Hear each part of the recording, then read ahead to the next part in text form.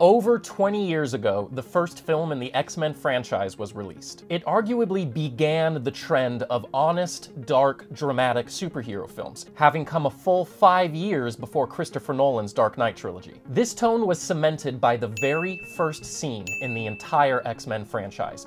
A young Erik, a.k.a. Magneto, in a Poland concentration camp, 1944. As he's separated from his family, we see him pull down a fence with his mind, obviously showcasing Magneto's powers of metal manipulation. Here we have a fantastical superhero story being told under the umbrella of real-world human issues. The scene was written by Christopher McQuarrie, one of my personal favorite writers who was uncredited on the film. McQuarrie won an Academy Award for writing The Usual Suspects, which was also directed by Bryan Singer. His contribution was small, but carried so much weight. It set the tone for the future of comic book adaptations in general, and this was clearly the intention. McQuarrie said this about the scene: "The movies I've worked on, like X-Men or The Wolverine, no matter how fantastic they are, you have to make sure they exist in a very real world." And that's where the idea for that opening scene at the concentration camp came from. In 2011, the scene was even recreated, underscoring its value. We see that Sebastian Shaw, played by Kevin Bacon, was watching the events unfold from a Nazi office. He wants to unlock Erik's gifts and ends up ordering his mother to be executed.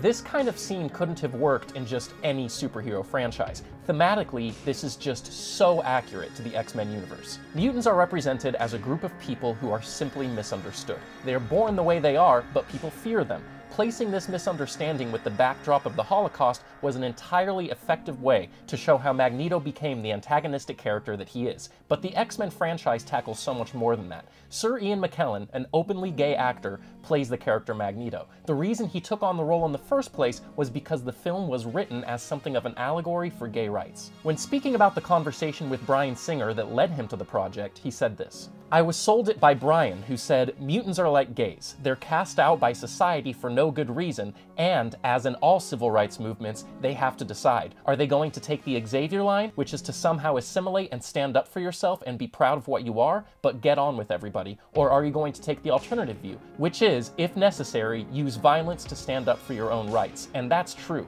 I've come across that division within the gay rights movement. The plight of Jewish people during World War II, gay rights, misunderstood mutants. With this opening scene, Bryan Singer and Christopher McQuarrie established the X-Men franchise as something much more than a comic book story, much more than superheroes with fantastical abilities. It's a story about people, about humans with human issues, fighting for their rights to live and be free, to be themselves. In my opinion, this one simple moment changed the film industry forever.